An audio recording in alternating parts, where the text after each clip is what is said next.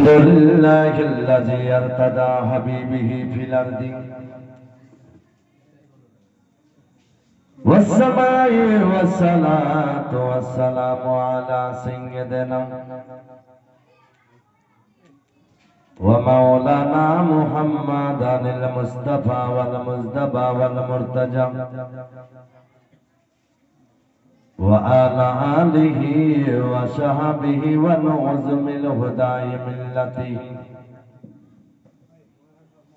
أما بعد أعوذ بالله من الشيطان الرجيم بسم الله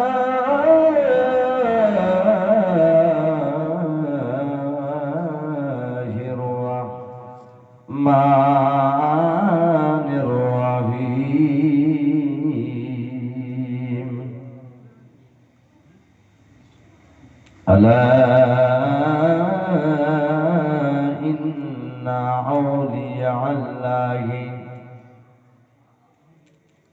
أولياء الله لا خوف عليهم ولا هم يحزنون في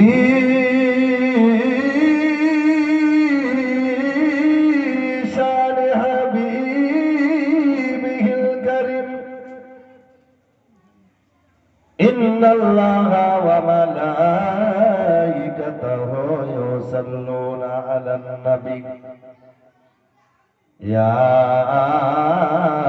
أيها الذين آمنوا صلوا عليه وسلموا تسليما আসুন আমি এবং আপনারা মিলে গুম্বাদে খাজার দিকে লো লাগিয়ে মহব্বতের সহিত একবার সকলে উচ্চ স্বরে দুরূদে পাক পড়ি মহব্বতে আল্লাহুম্মা সাল্লি আলা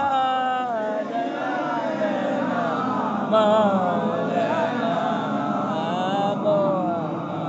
ওয়ালা আলে সাইয়্যিদিনা মাওলানা মুহাম্মদ দরুদ পড়ো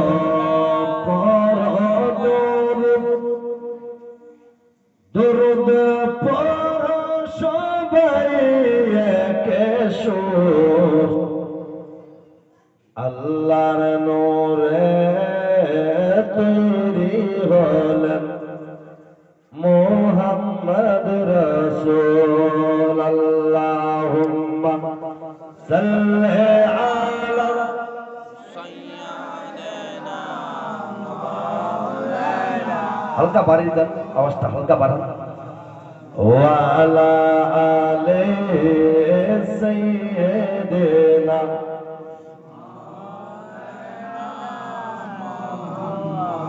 আর কবে জানি দাগা আসিবে এ সুন্দর পৃথিবী ছাড়িবা একবার মহব্বতে সুবহানাল্লাহ আর একটু জবান খুলে বলি সুবহানাল্লাহ কবে জানি দাগা আসিবে এ রঙিন পৃথিবী ছাড়িবা কবে জানি সময় হবে এ সাদা কাফন পরিবার আল্লাহুম্মা সাল্লি আলা সাইয়্যিদিনা মাশাআল্লাহ মাওলানা মুহাম্মদ ওয়া আলা আলি সাইয়্যিদিনা মাওলানা মুহাম্মদ ও নবী প্রেমিকেরা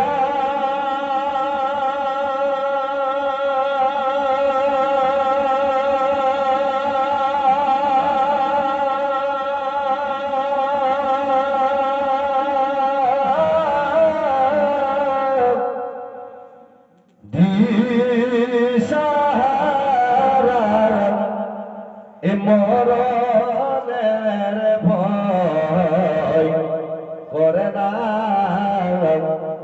প্রেম তো মরে না। বলি আচ্ছা, বাংলা বুঝেন আপনারা? হ্যাঁ হ্যাঁ, যদি বাংলা বুঝেন তাহলে আলহামদুলিল্লাহ বাংলায় বলি, কারণ আমার বাংলা বলেই অভ্যাস আছে। কারণ পশ্চিম বাংলায় আলহামদুলিল্লাহ বাংলাই চলে, আর বাংলা ভাষায় আমাদের পেয়ারা পেয়ারা ভাষা। আলহামদুলিল্লাহ যদি মনটা চাই তো মাঝে মাঝে উর্দু নাচ শরীফ আপনাদের শোনাবো। তবে বাংলা 2-4টি ছন্দ ভালো লাগুক আর মন্দ আপনাদের শোনাতে চাই, কারণ আপনাদের জন্য আমি নতুন আর আপনারা আমার জন্য নতুন, আর এই জায়গাটাও আমার জন্য খাস নতুন। আপনারা আমাকে চিনেন না, আমি আপনাদের চিনি না, কিন্তু এটাই চিনি যে আমরা আখেরি নবীর উম্মত। জোরে বলি, আমরা সবাই আখেরি নবী মুহাম্মদ রাসূলুল্লাহ সাল্লাল্লাহু তাআলা আলাইহি ওয়াসাল্লামের উম্মতি। তাই আমি সেই নবীকে লক্ষ্য করে আপনাদের সামনে 2-4টা ছন্দ বাংলা গজল শোনাতে চাই। যদি ভালো লাগে সুবহানাল্লাহ বলবেন, কারণ এই জায়গায় সুবহানাল্লাহ বললে পাপ হবে না, বরঞ্চ আল্লাহ গুনাহ মাফ করে দিতে পারে। আর সুবহানাল্লাহ একবার বললে কোন মুমিন বান্দা যদি উলামায়ে ইকরামের নুরানি জবান দিয়ে কোরআন হাদিসের বাণী বয়ান শুনবে, শোনার পরে যদি সুবহানাল্লাহ বলে, আল্লাহ পাক সুবহানাল্লাহর বরকতে মরার আগে জান্নাতি একটা গাছ লেগে যাবে। জোরে বলি, ও নবীর প্রেমিকেরা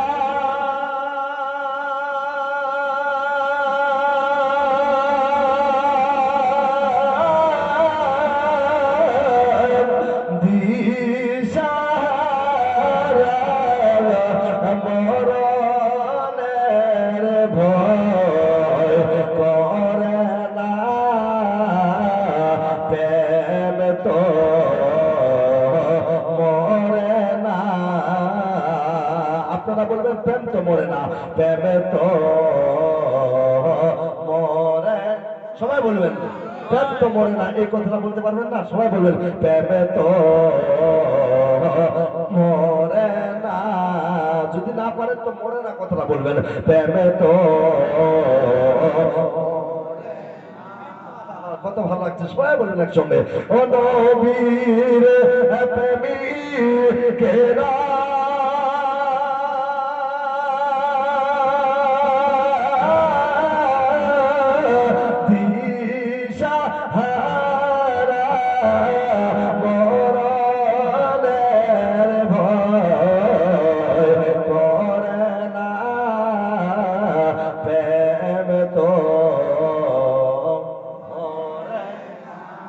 প্রেম তো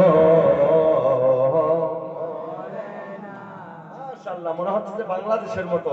বাংলাদেশ ইউটিউব চ্যানেল দেখবেন, যখন একটা বক্তা গজল পড়বে তো আলহামদুলিল্লাহ শ্রোতাগণ সেরকম ঝুঁকে যাবে, সেরকম আপনারা বাংলাদেশের মতো হয়ে যান। প্রেম তো মরে, প্রেম তো মরে, আরে প্রেম কইরাছেন মুসা নবী,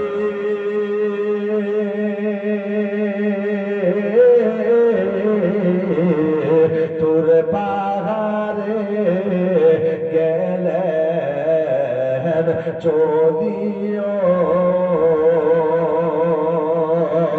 প্রেম কইরাছেন মুসা নবী, তোর পাহাড়ে গেলেন চলিও, ও কি খোদার নূরে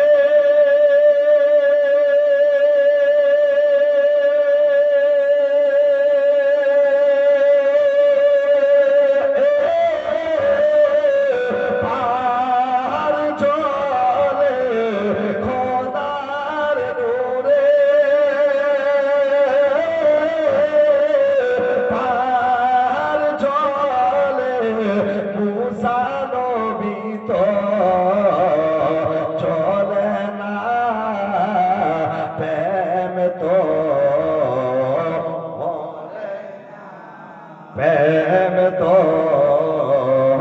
মরে, নবীর প্রেমিকেরা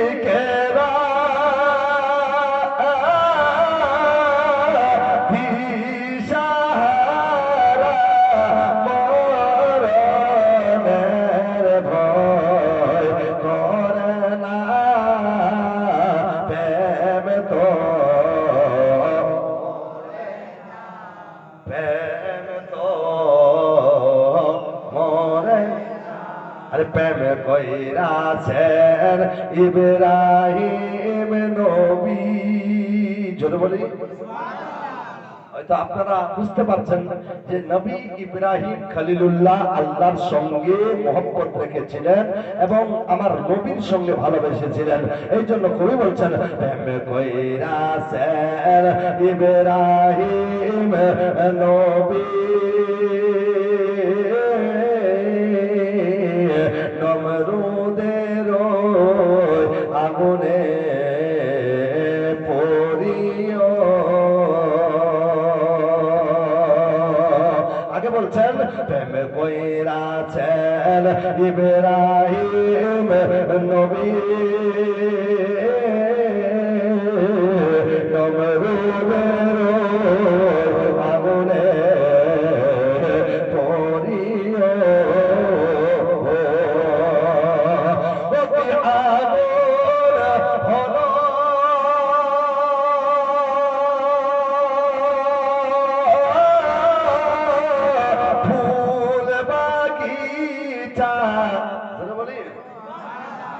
আগুন হলো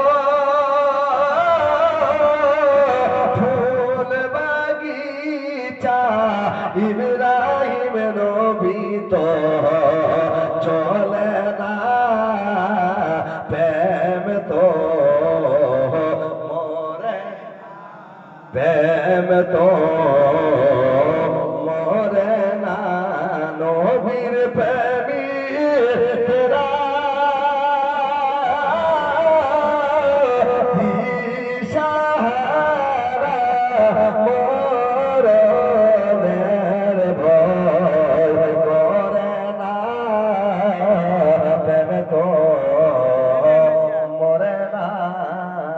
উপস্থিত সম্মানিত যোগ্য বিজ্ঞ উলামায়ে কিরাম, দূর দরাজ থেকে আগত দিন ইসলাম দরদি আব্বা জানেরা, আল্লাহ পাকের লাখ লাখ শুকরিয়া যে আল্লাহ পাক আমাদেরকে আজকে আরামের বিছানাকে ত্যাগ করে দিয়ে কিছুক্ষণের জন্য আমার মা এবং বোনেরা ভাইয়েরা সবাই আল্লাহ পাকের জান্নাতি মেহফিলে গৌস পাকের মেহফিলে আসার বসার তৌফিক দান করেছেন। সেই মহান রব্বুল আলামিনের দরবারে আল্লাহর শুকরিয়া জ্ঞাপন করি।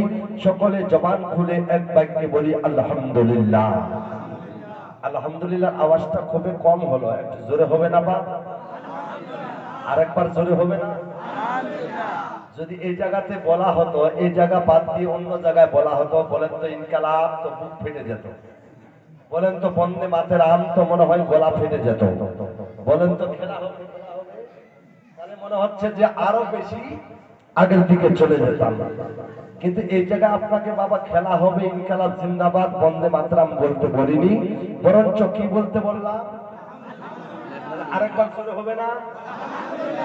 এই যে আলহামদুলিল্লাহ বললাম, এর মানে হচ্ছে যে আল্লাহর শুকরিয়া আদা করলাম। আলহামদুলিল্লাহ সমস্ত প্রশংসা সেই মহান রব্বুল আলামিনের দরবারে। আমরা আল্লাহর শুকরিয়া আদা করি। আল্লাহ পাক বলেন, যদি কোনো বান্দা দুনিয়াতে ইনকালাব জিন্দাবাদ বন্দে মাতরম খেলা হবে বলল, এটা দুনিয়ার একটা আশা আছে, তার কারণে বলে। কি আশা বাপ? যে জোরে জোরে বলতে গেলে মেম্বার সাহেবের সামনে হয়তো একখানা প্লাস্টিক দিবে, নাকি নাহলে এক কাপ চা দিবে, না হয় মনে হচ্ছে যে এক খোরাক খাবার দিবে, নাহলে একটা ইন্দিরাবাসের ঘর করে দিবে, এটাই আশা।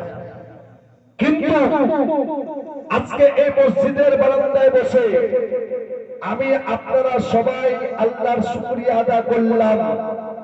দুনিয়াতে ইনকালাব বলেছেন, প্লাস্টিক পেয়েছেন, বন্দে মাতরম পেয়েছেন, ঘর পেয়েছেন, খেলা হবে বলেছেন, আর কোন চিজ পেয়েছেন, কিন্তু এই জায়গাতে আপনি আলহামদুলিল্লাহ বললেন, আল্লাহর শুকরিয়া আদা করেছেন। এতে কি পাবেন বলবো বা বলবো? কি পাবেন? এর বিনিময়ে কি পাবেন বলবেন? শুনবেন? কারা কারা শুনবেন হাত তুলে দেখান।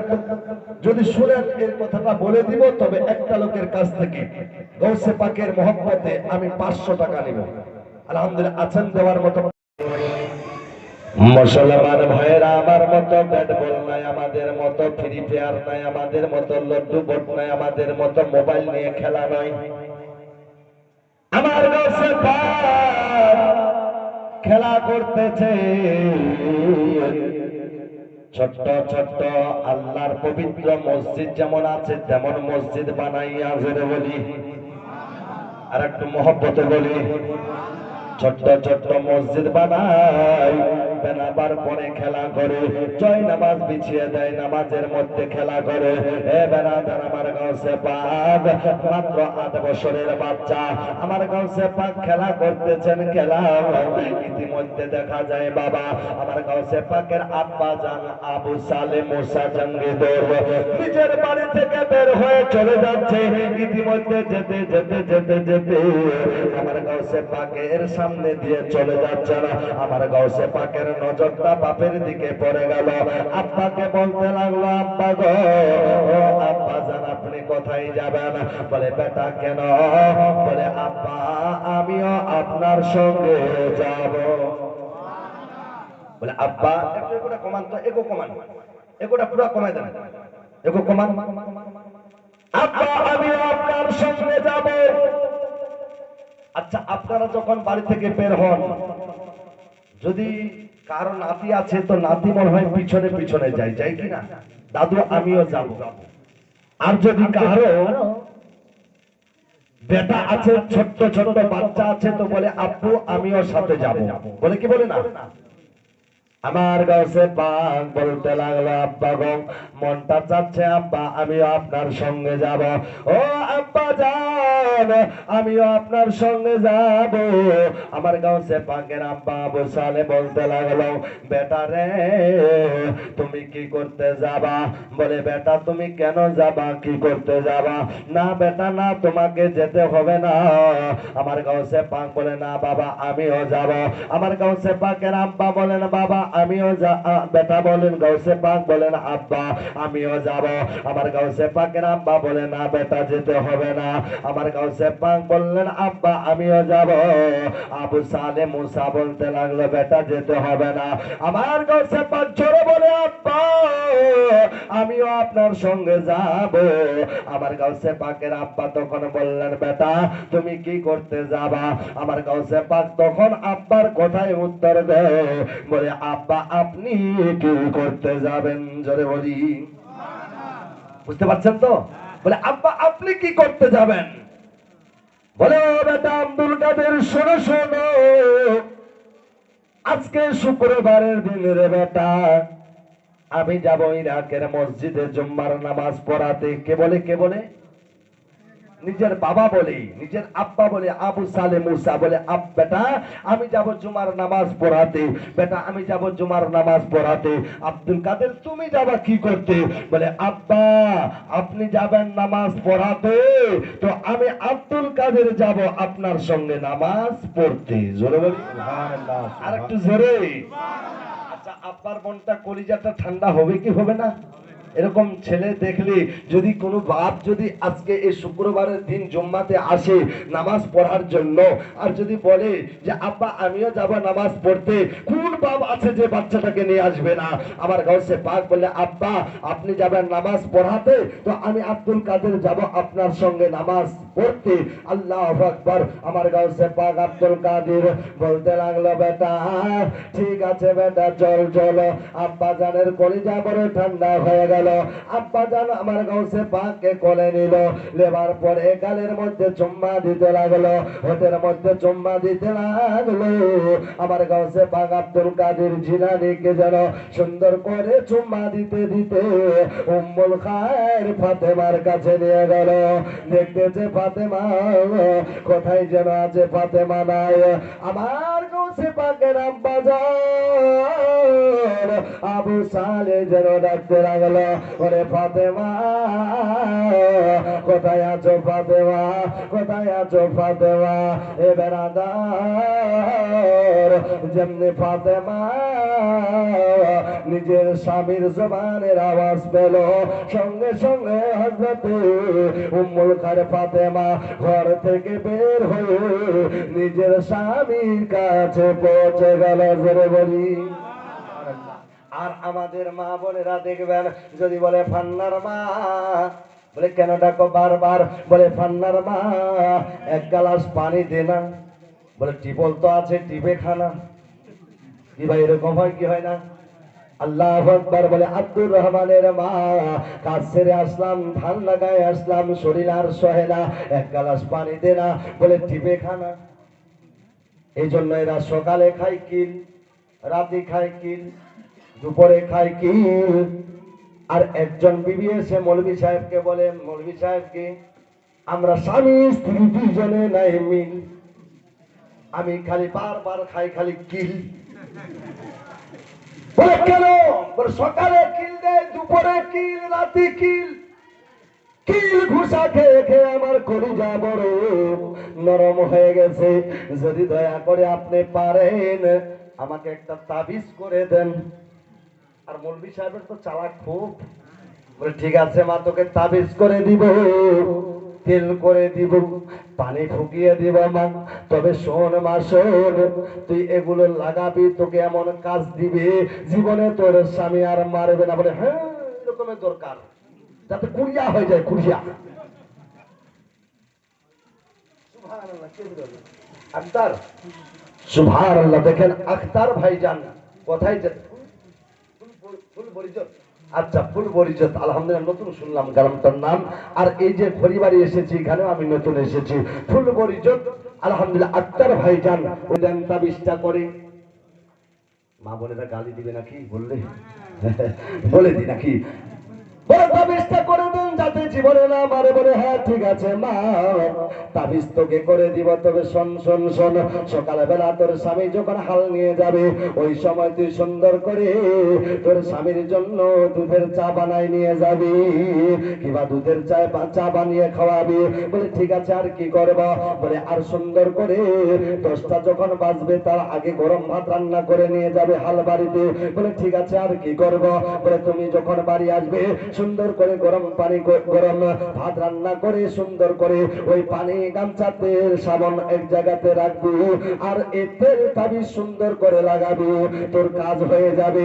বলে ঠিক আছে ঠিক আছে। আল্লাহু আকবার। আবার মৌলভী সাহেব বলেছিল 3 দিন পরে তুই খবরটা দিবি মা।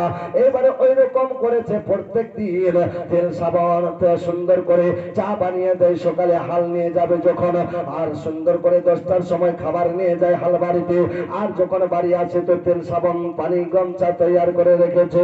এবারে প্রত্যেক দিন যেন স্বামী সর্তায় দেয়, খালি সর্তায় মালিশ করে দেয়, মালিশ করে দেয়। বলে বিবি এত সুন্দর কাজ করেছিস বিবি রে, কোন জায়গায় পেলি? বলে তুই যে কেন মারিস না আমাকে, আমি তো জানি তাবিজটা বড় কাজ দিয়েছে, তাবিজটা বড় কাজ দিয়েছে। এবার 3 দিন পরে মৌলভী সাহেব খবর শুনতে চেয়েছিল, আবার মৌলভী সাহেবের কাছে চলে এসেছে। বলে মৌলভী সাহেব, হুজুর আপনার তাবিজ তেল পানি আমাকে এত কাজ দিয়েছে, আর মারে না, আর মারে না। বলে মা মারে না? বলে না মারে না। বলে আজকে ঘুমাইছি দেখি? বলে না ঘুমাইনি, স্বামী যখন হাল নিয়ে যায় ওই সময় আমি তার আগে উঠে সুন্দর করে চা বানিয়ে দিয়েছি। বলে আর কি করেছো? বলে 10টার সময় ভাত নিয়ে গেছি, তারপরে বাড়ি যখন আসে তেল সাবান গামছা সুন্দর করে রেখেছি। আমাকে আর মারে না, খালি সর্তায় যাই, সর্তায় যাই। বলে খুব কাজ দিয়েছে। বলে মা, আমার তাবিজ তোকে কাজ দেয়নি, বরঞ্চ তোর তোর ব্যবহারটাই তোকে কাজ দিয়েছে। জোরে বলি। আগে স্বামী হাল নিয়ে যেত তো নাক টেনে ঘুমাতো, আর 10টার সময় ভাত নিয়ে যেতে হবে তো 12টার সময় নিয়ে যাচ্ছে, শোইবে স্বামী। এই জন্য সকালবেলা একটা কিল, রাত্রি একটা কিল। কিন্তু উম্মুল খায়ের ফাতেমা কেমন ছিলেন? স্বামী যেমনি ডাকলেন, হযরত উম্মুল খায়ের ফাতেমা ঘর থেকে বের হয়ে গেল। বলে ওগো আমার মাতার তাজ, ওগো আমার স্বামী যান। ডাকলেন কেন স্বামী, কারণটা কি? বলে ফাতেমা, আজকে এমন একটা চিজ দেখলাম রে ফাতেমা, এমন একটা দৃশ্য দেখলাম ফাতেমা, যে দৃশ্যটা দেখিয়া আমার কলিজা বড় ঠান্ডা হয়ে গেল। বলে স্বামী আমার কি হয়েছে বলো বলো। বলে ফাতেমা আর দেরি করিস না, করিস না, তাড়াতাড়ি যা যা যা, আমার বেটা আব্দুল কাদেরকে সুন্দর করে গোসল দিয়ে দাও, সুন্দর করে পাঞ্জাবি পায়জামা পরিয়ে দাও, আতর সুরমাল লাগিয়ে দাও, আমার সঙ্গে যাবে জুম্মার নামাজ পড়তে। জরুরি মা জননী উম্মুল খায়ের ফাতেমা যেমনি শুনতে নাই ভাই, সাথে সাথে নিজের বেটাকে গোসল দিয়ে দিল, কাপড় পরিয়ে দিল, সুন্দর করে আতর মালা গাইয়া দিল। এবার পরে আব্বার সঙ্গে বিদায় করে দিল। দিতে দিতে বাবা এদিকে মা শুনি আল্লাহর কাছে দোয়া করতে লাগলো, আল্লাহ যতক্ষণ পর্যন্ত আমার বেটা আব্দুল কাদের নামাজি না হয়, যতক্ষণ পর্যন্ত আমার বেটা আব্দুল কাদের 5 ওয়াক্ত নামাজি না হয়, আমাকে তার মুখ দেখায়ও না। জোরে বলি। আমরা সন্তানকে দিল্লি পাঠিয়ে দিই, যতক্ষণ পর্যন্ত 5,000 টাকা মাসে দিবে না আমরা ওই সন্তানের মুখ দেখাবো না। কিন্তু মা কেমন ছিলেন, যেমন গাছ তেমন, যেমন গাছ তেমন ফল। গাছ যদি ভালো হয় ফল ভালো হবে, আর গাছ ভালো হলে নিশ্চয় মিঠাটাও ভালো হবে। মা ছিলেন নামাজিনী, তো বেটাও হলো নামাজি। মা ছিলেন হাফেজিনী, তো বেটাও হলো 18 পারা কোরআন শরীফের হাফেজ। নারে তাকবীর, নারে তাকবীর, নারে রিসালাত, জশ্নে একটু মনোযোগ দিয়ে শোনো। মা জননী বিদায় করে দিল। মায়ের দোয়া কোনোদিন রোধ হয় না, মার দোয়া আল্লাহর দরবারে কবুল হয়ে যায়। মা যেটাই দোয়া করবে, আল্লাহ আল্লাহ আমার বেটাকে কামেল ওলি বানাইয়া দিও, আল্লাহ দরবারে 100% কবুল হয়ে যাবে। বলবে আল্লাহ আমার বেটাকে সারা জীবন শান্তির দানা বর্ষিত করে দিও, আল্লাহ দরবারে কবুল হয়ে যাবে। বলবে আল্লাহ আমার বেটাকে কামিল ওলি বা কামিল আলেম বানাইয়া দিও, হাফেজ বানাই দিও, আল্লাহ দরবারে। কারেন্টের বলব দিতে যেমন দেরি হয়, বলব দিতে দেরি যেমন হয়, সুইচ দিতে দেরি হয়, কিন্তু বলব জ্বলতে দেরি হয় না। তত্র মা এবং বাবা আল্লাহর দরবারে সন্তানের জন্য দোয়া করলে কবুল হতে দেরি হয় না। 100% কবুল, কবুল। যেটাই দোয়া করবেন সেটাই কবুল। ও মুসলমান ভাই, আব্বার কাছে যাচ্ছেন, আব্বার পিছনে পিছনে চলতে চলতে চলতে চলতে এবারে মনে মনে ভাবতেছে আল্লাহ গো আল্লাহ, এত বড় জঙ্গল, এই জঙ্গলটা কেমন করে পার হওয়া যায়। আমার বেটা আব্দুল কাদেরকে নিয়ে যাচ্ছি, 8 বছরের সন্তানকে নিয়ে যাচ্ছি, এত বড় জঙ্গল, এই জঙ্গলের মাঝখানে বাঘ ভাল্লুক আছে, আমার বেটাকে দেখলে খেয়ে নিবে, কিংবা আমাকে দেখলেও খেয়ে নিবে। আমার গাউসে পাকের আব্বা আবু সালেহ জঙ্গলের মাঝখানে গেল, যাওয়ার পরে যেন আল্লাহ ওই গাউসে পাককে বলতে লাগলো, বেটা আব্দুল কাদের রে, জায়গাটা ভালো নাই রে বেটা, জায়গাটা ভালো নাই, মহা বিপদের জায়গা বেটা, বিপদ আসতে পারে, বিপদ আসতে পারে। আব্বা বলে নিজের বেটাকে বিপদ আসতে পারে, কিন্তু আমার গাউসে পাক 8 বছরের বাচ্চা, কিন্তু আকীদা দেখেন কত বড়। আমার গাউসে পাক বললেন আব্বা যতই বড় বিপদ আসুক না কেন, আব্বা আমরা চুরি করতে যাই না, আমরা ছিনতাই করতে যাই না, আমরা রাহাজানি করতে যাই না, আমরা মারপিট করতে যাই না, আমরা ঝগড়া করতে যাই না, আমরা কাচাল করতে যাই না, বরঞ্চ আল্লাহর ইবাদতের জন্য যাচ্ছি, আল্লাহর ইবাদতের জন্য যাচ্ছি। যে আল্লাহর ইবাদতের জন্য যাচ্ছি আব্বা, যতই বড় বিপদ আসুক না কেন আব্বা, ওই আল্লাহ আমাদের জানের হেফাজত করে নিবে। হেফাজতের মালিক কে? আল্লাহ। একটু জোরে বলবেন, হেফাজতের মালিক কে? বাঁচাবে তো, মারবে তো, জিন্দা রাখবে তো আল্লাহ। আল্লাহ ছাড়া কোনো উপায় নাই। বলে আব্বা আপনি চিন্তা করিয়েন না, আল্লাহর ইবাদতে যাচ্ছি, চলেন আব্বা। যেতে লাগলেন, যেতে যেতে যেতে যেতে আমার গাউসে পাক পিছনে পিছনে, আব্বা যেন আগে আগে। খুব সংক্ষেপে শোনাচ্ছি, বিশাল বড় লম্বা জীবনী বলতে গেলে বাবা রাত রাত চলে যাবে, দিন দিন চলে যাবে, শেষ করা যাবে না। আমার গাউসে পাক পিছনে পিছনে যায়, আব্বা যেন আগে আগে যায়। রাস্তাটা একটু টেরা বেকা জঙ্গলটা পার হয়ে গেল। রাস্তা ছিল একটু টেরা বেকা, ওই রাস্তা যেন বাবা ধরলেন। ধরার পরে আব্বা আগে আগে যায় আর বেটা পিছনে পিছনে যাচ্ছিলেন। কিন্তু আব্বা জানার পিছনে তাকাই না, মনে মনে ভাবে যে আমার পিছনে পিছনে আসতেছে। কিন্তু আমার গাউসে পাক হঠাৎ করে একটা অন্য রাস্তা ধরে নিয়েছে। ধরার পরে দুই বাপ বেটা চলে যাচ্ছেন। যাওয়ার পর অনেক দূর যাওয়ার পর পিছনে তাকায় তো দেখে গাউসে পাক নাই, আব্দুল কাদের নাই। আব্বার কলিজা যেন দাহ দাহ করতে লাগলো। আর মনে মনে ভাবতে লাগলো, আল্লাহ মনে হয় আমার বেটাকে জঙ্গলের বাঘে নিয়ে গেল। আল্লাহ আমার বেটাকে জঙ্গলের বাঘের বাঘ ভাল্লুক নিয়ে গেল। ডাকতে লাগলো, বেটা আব্দুল কাদের কোথায় গেলে আমাকে রেখে রে বেটা। আব্দুল কাদেরকে যেন খুঁজে পায় না। আবার আগের দিকে আব্বা চলতে লাগলো। চলতে চলতে চলতে চলতে একটু আগে যাই তো দেখি ওই বাম রাস্তাটা ধরে আমার গাউসে পাক যেন অনেক দূর আগে চলে গেছে। জোরে বলি। আমার গাউসে পাকের আব্বা বলতে লাগলো, বেটা আব্দুল কাদের যে রাস্তাটা ধরেছিস বেটা, ওই রাস্তাটা ভালো নাই রে বেটা, মহাবিপদের জায়গা বেটা, মহাবিপদের জায়গা। বাম রাস্তা ধরতে নাই বেটা, তুই ফিরে আয় ফিরে আয়। আমার গাউসে পাক তবু আগের দিকে যেতে লাগলো। তখন আব্বা পিছনে পিছনে চলতে লাগলো। চলতে চলতে চলতে চলতে আমার গাউসে পাক যেন বাবা একটা বিশাল বড় পাহাড়ের উপরে উঠতে লাগলো। পাহাড়ের উপরে উঠলো আর আমার গাউসে পাকের আব্বা পাহাড়ের নিচে আছে। যেমনি পাহাড়ের উপরে উঠতে নাই দেখতেছেন এদিকে গাউসে পাক পাহাড়ের উপরে উঠতেছে আর ওদিক থেকে একটা বিশাল বড় বাঘ যেন মুখখানা হা করে আসতেছে। আমার গাউসে পাকের আব্বা